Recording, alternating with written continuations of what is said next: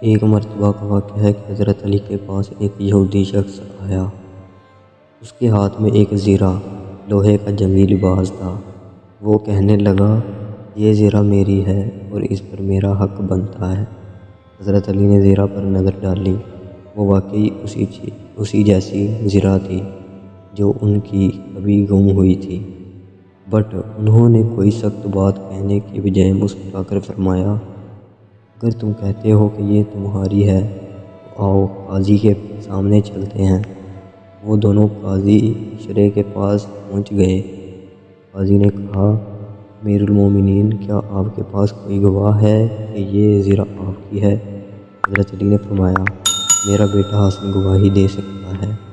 قاضی نے ادب سے جواب دیا، بیٹا باپ کے حق میں گواہی نہیں دے سکتا، یہ شریعت کا اصول ہے، اس لیے آپ کی گواہی مقبول نہیں ہوگی۔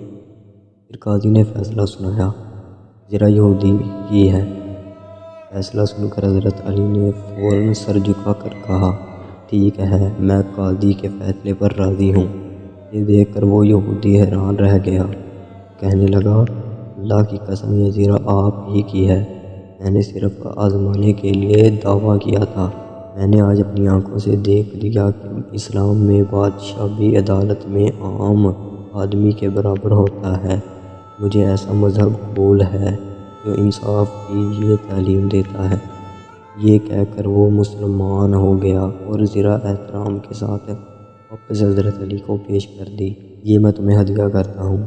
دوستو، عدل اور انصاف وہ چیز ہے جس نے لوگوں کے دل جیتے۔ حضرت علی نے دکھایا کہ عہدہ، طاقت یا حکومت انصاف کے راستے سے نہیں ہٹاتی، اخلاق اور سچائی انسان کو عظیم بنا دیتی ہے۔ جزاک اللہ۔